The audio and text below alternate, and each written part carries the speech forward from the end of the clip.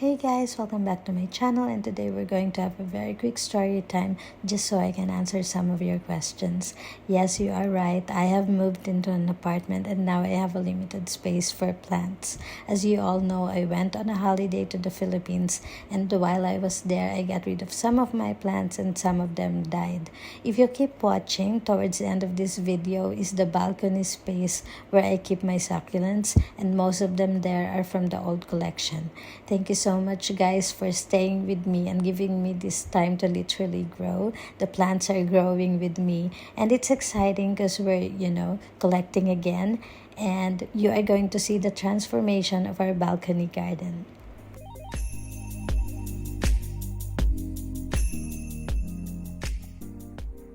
Pupunta kami dito sa Beachmere Hotel. Beachmere Hotel. Dito daw sila kumakain nung nakatira sila dati dito. Sige ba, ikwento mo. Maganda dito guys. I-try niyo. I-try daw natin. I-try natin yung pagkain. Sabi niya, tignan ko daw kung magustuhan ko sa loob. Ayan guys, ito kami pupunta.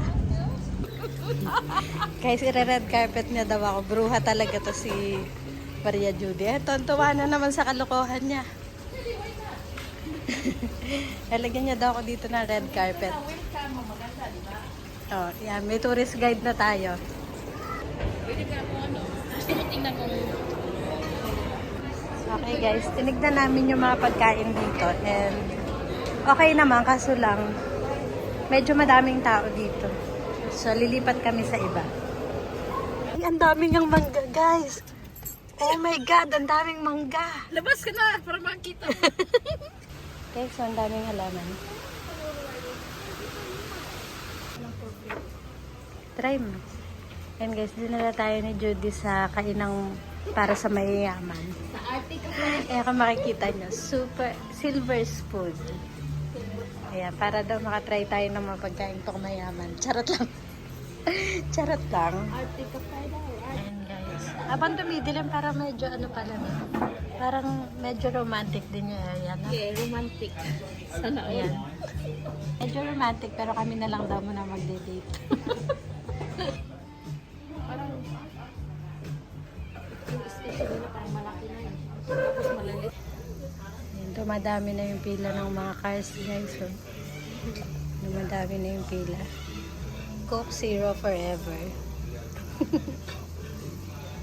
And guys, dahil mabait ako, hindi ako order ng pork belly. Kagaya ng order niya. Masarap siya. Masarap? Masarap daw. Kaso nang delikado ang life ko dyan dahil sa alam niyo na. Kain ka kaunti. I-try mo. Tikman mo lang kaunti. Ayoko. Ayan, ito yung sa akin. Tiger prawns with salad. Kain muna kami. Wow, ang ganda ng lights. So, ayan na nga guys. Ayan guys, uminto kami dahil lang dito sa lights na to. Ang ganda. Tignan natin. Na-miss out kasi namin yung Christmas lights eh. Ngayon tapos na yung Christmas, saka kami tumitingin ng lights. Playground, gusto mo? No! Gusto ko lang yung ilaw. Ang ganda oh.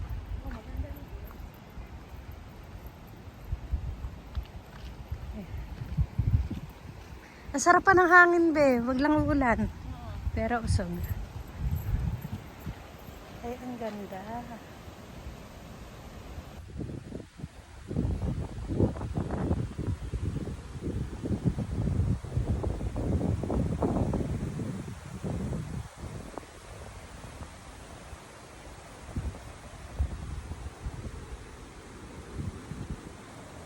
Ayan guys, dahil wala akong kabusugan, gusto ko pa ng cheeseburger.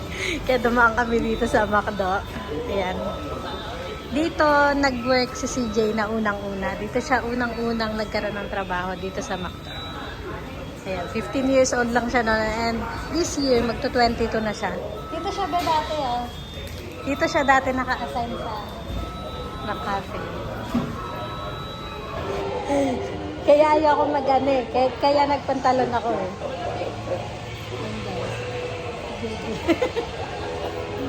Dito kami. Feeling ano lang, nostalgic. Alam mo, nung nag-work dito si CJ, hindi ko siya nakitang nag-work. Ayaw niya akong pumunta sa work niya, nahihiya siya.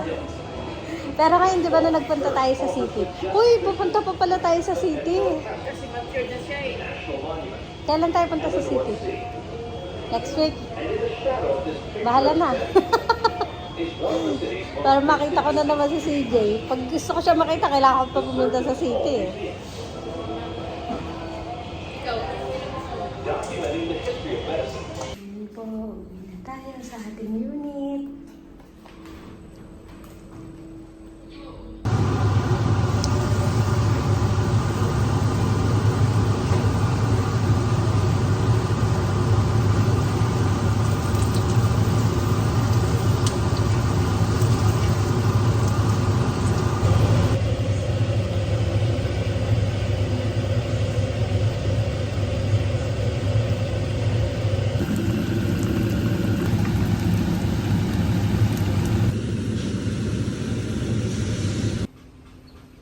So guys, I'm checking the time. It's almost 5 o'clock ng hapon. And look at the light coming from this end. So ang iniisip ko, gusto kong ilipat sana itong patungan ko ng halaman dito sa kabila. Kasi succulents don't mind the afternoon sun. So ayan, ililipat ko yung malaki kong cactus at yung chili tree dito sa kabilang gilid. Tapos ito nga, ililipat ko dito sa kabila. So, ayan ang gagawin ko ngayon. Mamaya papakita ko sa inyo. Hindi na ako magta-timelapse guys because siguro naman parang may idea na kayo what I'm going to do. Sa timelapse naman, ano lang siya. So, hindi na ako magta-timelapse. After na lang, pakita ko sa inyo yung after. So, ito yung before and later will be the after video.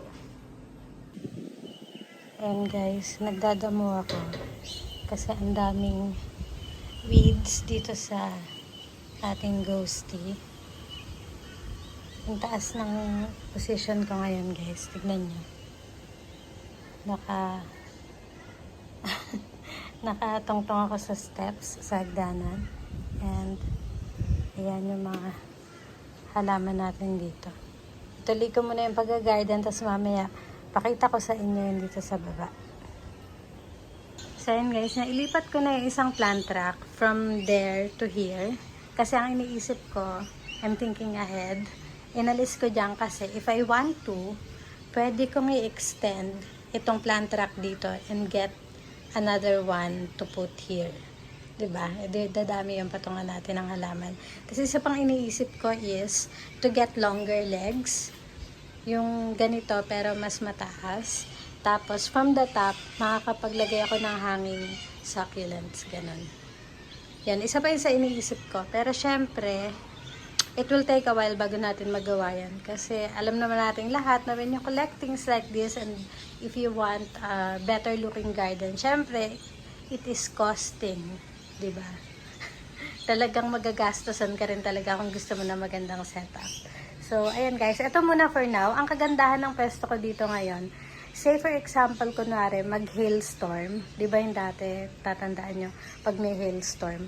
Pwede kong itulak yung, itong privacy screen natin. Pwede kong itulak para ma-protect yung mga halaman dito. Tignan nyo ah. Sorry na guys, wala akong tripod. Pero tignan nyo. Diba? Pwede ko siyang, kapag may bagyo, kapag may storm, pwede ko siyang itulak na ganon para ma-protect yung mga halaman natin. Same as to this side, pwede rin ganon.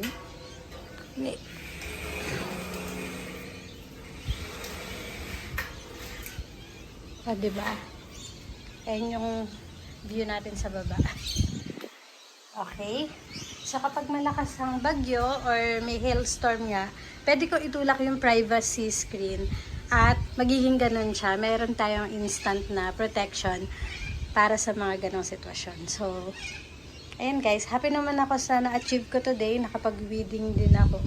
So, wala nang mga damo sa ating mga pots. And, ayan, meron pa tayong konting space dito. Medyo okay pa naman yung space natin dito. Marami pa tayong malalagay na plants. Pero as I said, dadahan-dahanin lang natin kasi inaayos ko pa rin yung bedroom ko, tapos inaayos ko pa to, tapos busy rin sa work, kaya ayan, dadahan-dahanin natin yan guys. Marami tayong goal sa buhay ngayong 2024. And syempre, kasama sa pag-grow natin, ang pag-grow din ng ating collection. So, abangan nyo lang yan guys dito sa ating channel. Diba? Dumadami naman na sila.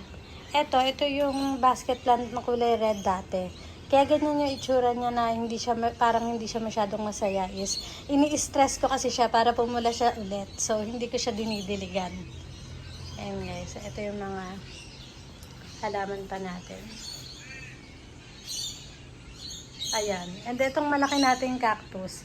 Akala ko tapos na siyang mamulaklak. Pero ayan, may nakita na naman ako flower buds. So, natutuwa ako. Pero hindi ako natutuwa dun sa mga skills. Kailangan ayusin ko rin yan. But anyways, we can only do what we can, di ba? Kung ano lang yung kaya natin for today.